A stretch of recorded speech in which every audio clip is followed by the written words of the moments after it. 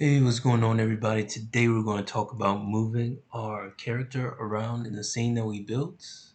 Here's my scene, and let's start working on our character. So I already got mine right here, but let's do another one together. So what I'd like you to do is let's create a empty game object. So we can do that by right-clicking in the hierarchy, or we can go to the top and select game object and click create empty, and let's call this player.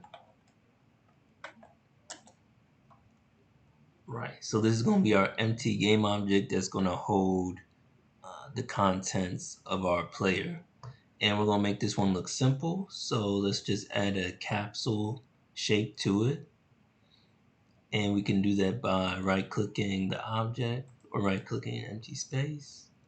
But let's right click the object because we want to make it a child of player one. So we want to nest it inside of player one. So let's go to 3D object and let's go to capsule. Uh-oh, I don't think you can see that. Let's see, can you see this? No. Okay, so you should see this now. So before I right clicked, went to create empty, and then I named it player one. And now let's right click the empty game object. Let's go to 3D object and let's select cylinder. Nice. So let's see where it is. So it's hidden for me. I'll move my cursor into the scene view and then click F on the keyboard. I actually wanted to make it a capsule, so I'm going to delete it. I'm going to do the same thing. Click F, see where my empty game object is. Right click, 3D object, and then capsule. And it looks like, okay, it's underground. And that's because my position is crazy with player one. So let me reset it. Or I'm going to just make this 0. And that's so weird. Let's see what happens if I reset it. And let's see where it's at. Okay, still below ground. So I'm gonna just move my player up. Nice. Okay, cool. So the child or the object inside of player one, which we'll call the child, and this is the parent. So the child follows the parent as far as its position. So you can see this is on the right hand side in the transform. You'll see this location is 2 on the y-axis. So this is like the center. And for here it's 0 because it is positioned in relationship to its parent. Nice. And let's kind of, so selecting the parent, let's try and get it on the ground. So let's just zoom in. So let's try and get it on the ground a little bit. Let's see, 2. Cool, that's pretty good. Awesome. So the next thing we're going to talk about is how we actually move our player. So before we was moving things using the transform component, aka we were accessing this component in the code and we were moving the object by changing these values. So essentially just doing this instead of using the keypad or the keyboard to change these values. But the thing about that is when you move it with the transform, it doesn't keep in mind the character controller, the colliders of the other objects. Meaning like I can move this object, I can move it into the water. It's supposed to be water. Or I can move it into the tree.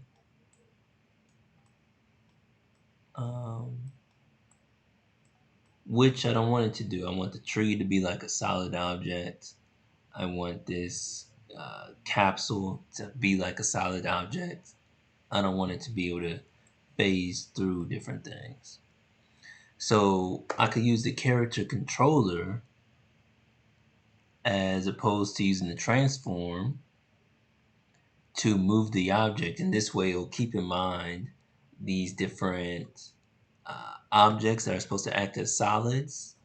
They act as solids because they have colliders, which are kind of like hitboxes, if you're familiar with like different video games. These are like uh, the boundaries of the object, and the collider says, "Hey, you, uh, if you touch this boundary, it's a solid." Yeah, it states. It kind of says like, "Hey, I'm a solid." Yes, yes. So let's. Okay, so let's dive into that a little bit. Let's work through that. But quick note: if it ever gets tough for you to zoom in or to like, let's see, maybe pan around a little bit. I don't know. But for me, like right now, it's getting really tough for me to zoom in and pan. So one shortcut type fix to figure this out is let's zoom out all the way. So it'll get easier and easier. And let's just keep zooming out. And then let's select a game object. Let's move our cursor into the scene view and let's click F. Nice. So now it should be easier to zoom in and out. Why does this happen? Hey, but it doesn't happen, and that's like a quick fix for it. Nice. So I'm gonna move this. Uh, I could do undo with Control Z or Command Z, but I'll just move it. And oh man, did not want to do that. So I'm gonna reset this again because I want this aligned with the player. I moved that by mistake. And I'm gonna grab the player. I'm gonna move it out the water.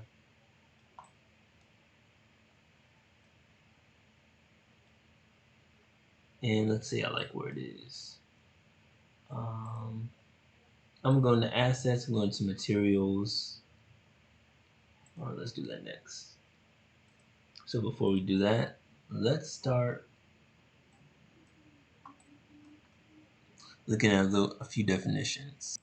All right, so just to reiterate, a character controller allows you to easily do movement constrained by collisions. So collisions happen because of colliders. So constrained by collisions without having to deal with the rigid body. And remember, rigid body is dealing with the physics system. So if something has a rigid body in Unity, that means it's affected by physics, forces. A character controller is not affected by forces and will only move when you call the move function. It will then carry out the movement, but be constrained by collisions. Awesome. So this is the documentation website for Unity.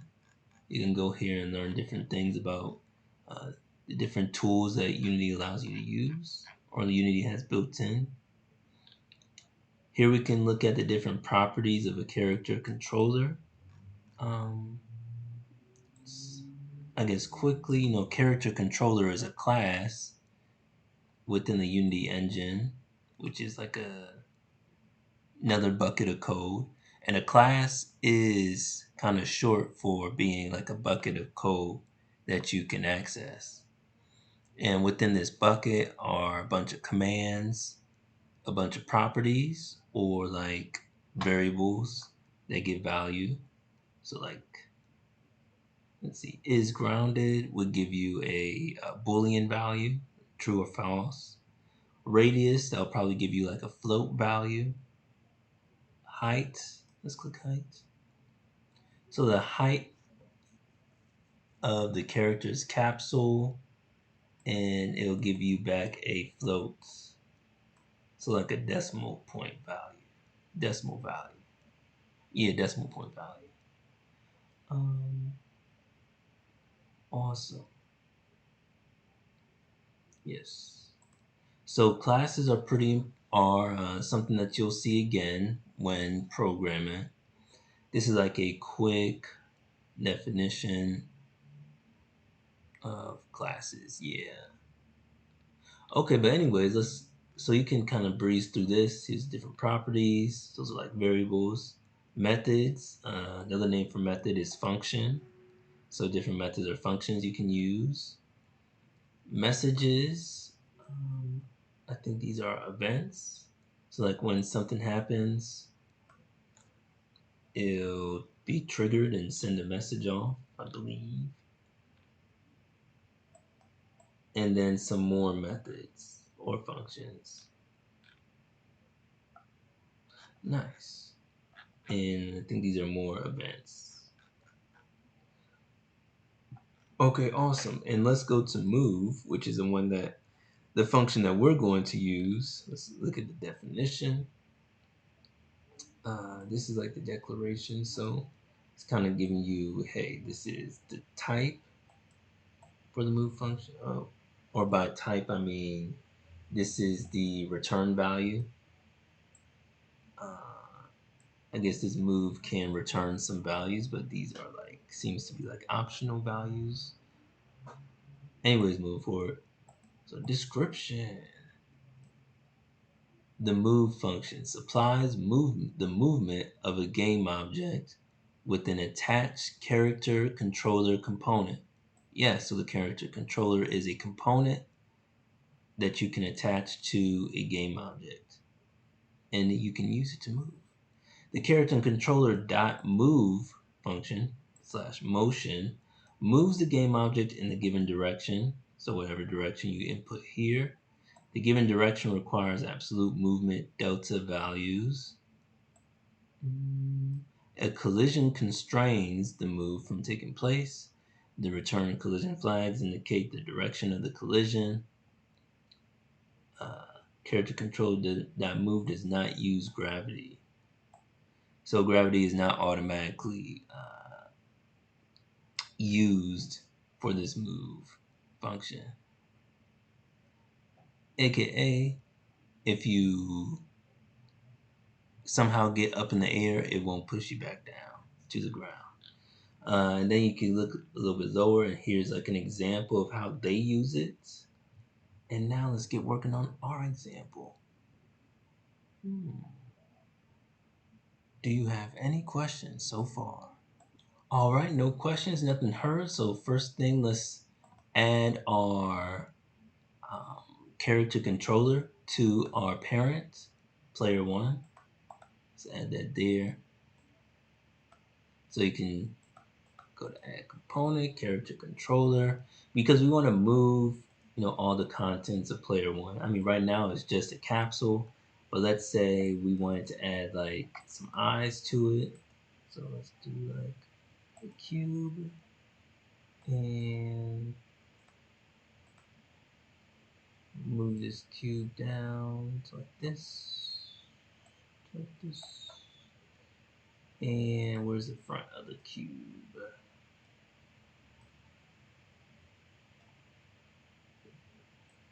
I have no idea where's the front.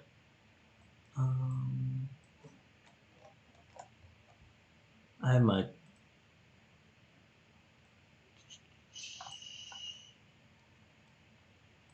so yeah, let's say that's the front. So yeah, so let's say I have multiple objects as a part of my player, and I want them all to move at once when I move the player, and that's why we would have this parent object and make all the components or all the game objects that are a part of our player as children of the parent. Um, I'm gonna move this to be not a child, a capsule. So, anyways, let's go moving back to player one, and let's add components, and let's type in CH and find character controller. Pa pa pa pa pa. So you'll see that the character controller is shown as like a green outline, right? And here you'll see all the kind of parameters for the controller. The minimum move distance, its center, its radius. So first thing, we want to encapsulate our player within our character controller. So I'm gonna just move it out so you can see, like, hey, this is the outline for the character controller. And maybe it would be easier just to move it to the right or left, just so you can look at it. And you want to line it up so that they're the same size and same radius. So it looks like it's already like that for me, but maybe what you might need to do is move its center up or down, left or right. What you might want to do is change its radius to make it wider or skinnier. Change its heights. So these three things to make sure that it is encapsulating the player. So I'm gonna move mine back to 0, and I'm gonna just give it a once over.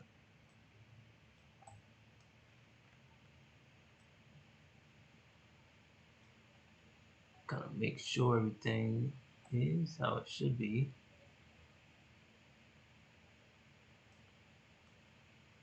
So I do see that my little eyes aren't all the way covered. But that kind of, yeah, this is good enough. So it doesn't need to be perfect, especially for this. But just as long as most of it encapsulates your character, my eyes just stick out a little bit.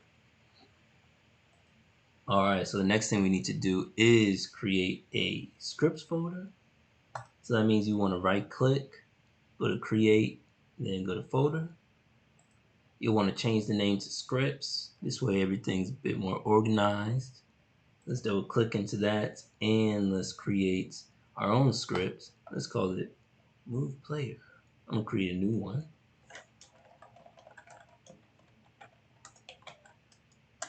Nice. All right, so we want to do a few things first to kind of get things going. For one, we need to get the character controller component. We need to get a reference for that into our code because we're going to be using the move function that's within that component. So one way to do that is to create like a little drop-in section in the inspector, but let's do it a different way. Let's create a variable. Let's make it private because no one else needs access to it, or no other script needs access to it. Let's call it private, and let's state that its type is a character controller, meaning that, yeah, that makes sense. Its type is a character controller. And then in the start method, remember start is the first thing that runs.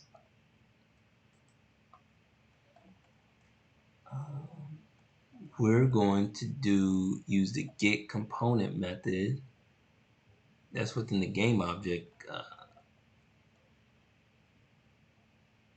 class, but we're going to use that to get our reference for character controller. So I'm gonna type it out. Get components, character controller. So they're saying, hey, let's get the components. What is the component? Character controller. And this will be looking for a character controller component that's attached to whatever game object this script is attached to. Nice. So now the next thing we want to do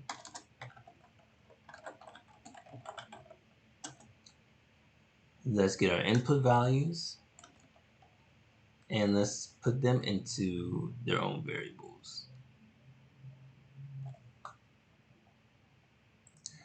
All right, so I believe we talked a little bit about the input fields, but I want to show you all where these things are defined. So let's first go back to Unity.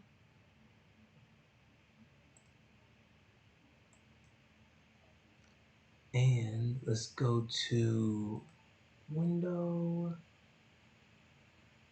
Let's go to Project Settings. Nice. And let's go to Input Manager. And then let's go to Axes. Let's see. So here where all the axes are defined, and it says size is 18. Let's see if it gives us definitions.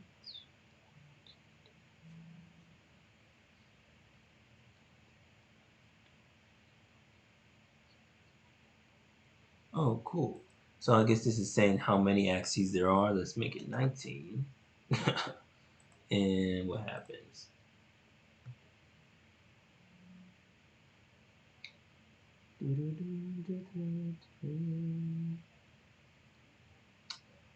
Wow. And it does give us a new axes to define. You can change its name, change its parameters, all that type of stuff. Okay, so that's really good. So this is where you can, all the axes are defined. These are all the input axes. This is where they're defined. This is where you can create new ones or delete ones that you don't want. So the ones that we're going to be using for, yeah, I guess right now, is horizontal and vertical. So let's crack them open. And this is where the name is, right? So you could change the name if you wanted to. I'm going to keep it horizontal though. There's the negative button, positive button, and then the alternatives. So AD, dead, size of the analog dead zone, analog person, zero, sensitivity. Okay, cool. Snap. So these are all the parameters, and the type is key or mouse. Axis is X.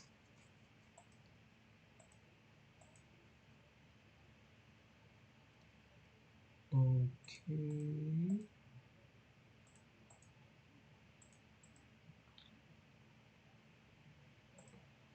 What are the things that are important? Yes. Sensitivity, you know how sensitive is, I guess, one button click.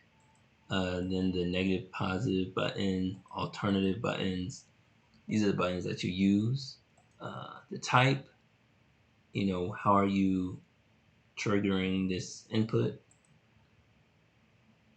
These are the most important things.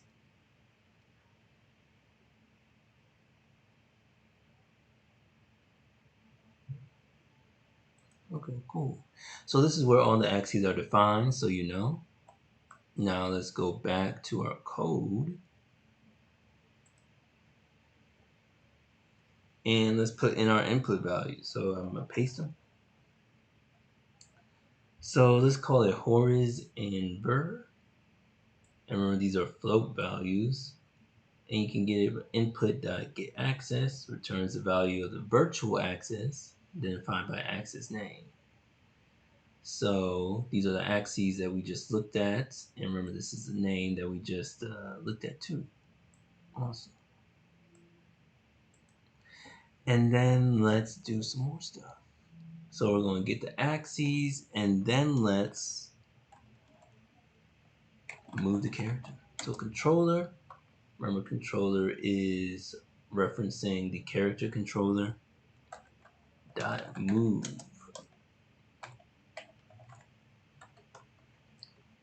And remember move, let's look what values it takes. It takes a vector 3. So I'm gonna just define a vector 3 variable just to make it a little bit more neat. I'll call it move. And here's where I kind of state, hey, I want a vector 3 variable. I want its name to be move. And then right here is where I state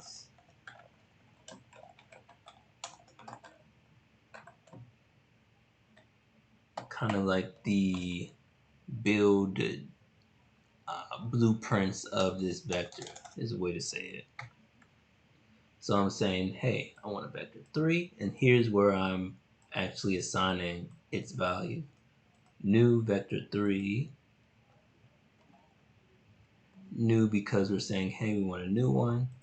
Vector 3, that's what we're looking for. And then we're going to write out the x, y, and z components. So horiz, and for y, we want it to be 0. I'm going to put f, f short for floats.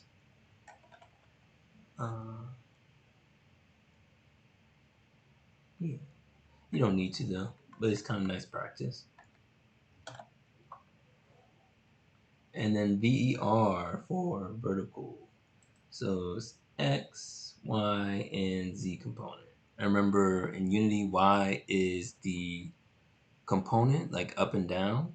Like if you want to go up in the air, you're going up in the Y direction. And what I'm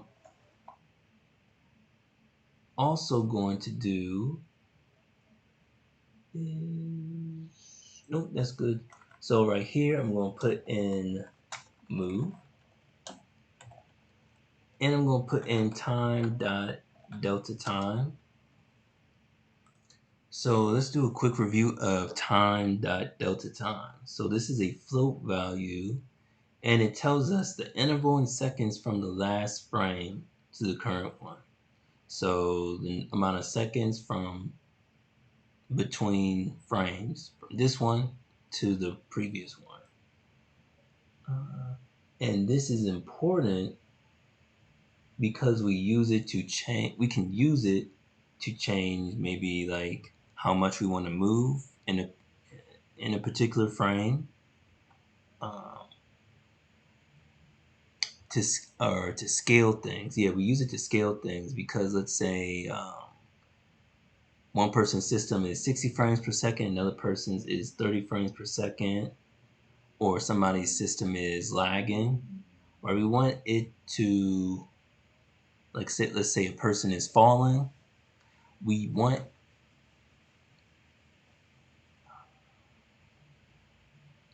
let's say a person who's doing it 60 frames per second, we don't want them to fall faster than the person who's running their system 30 frames per second. Or let's say your system is lagging, we don't want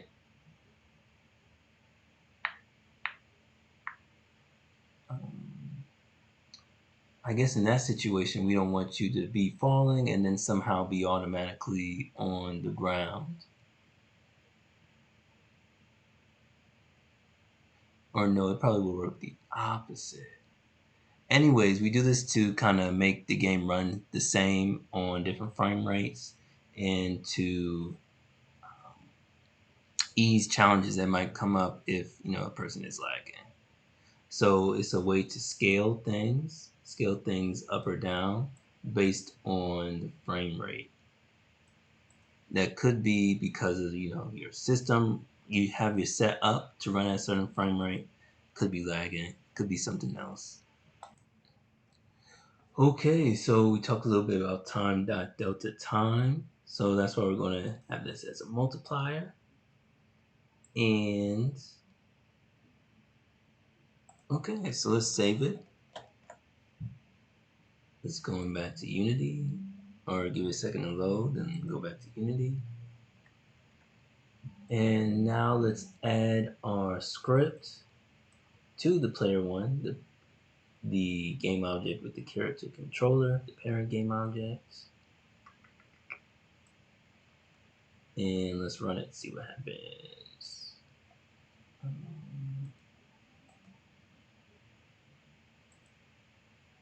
Okay, gotta try it again. I forgot I had 2 players.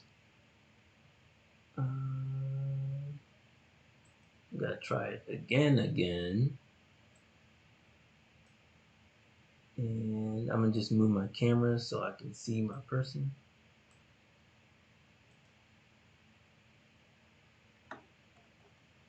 All right, cool. So it should move pretty good for you.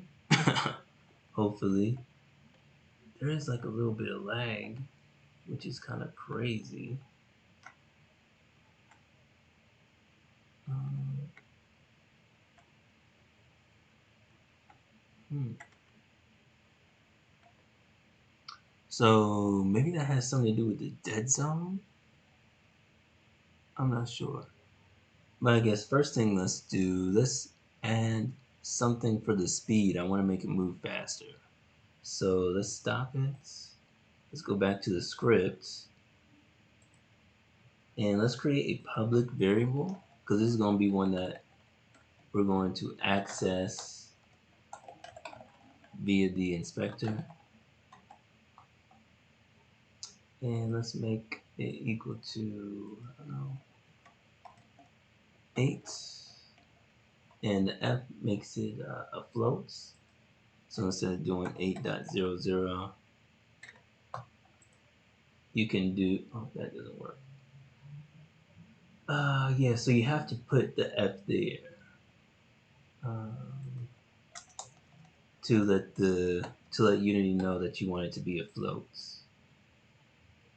Okay, so let's multiply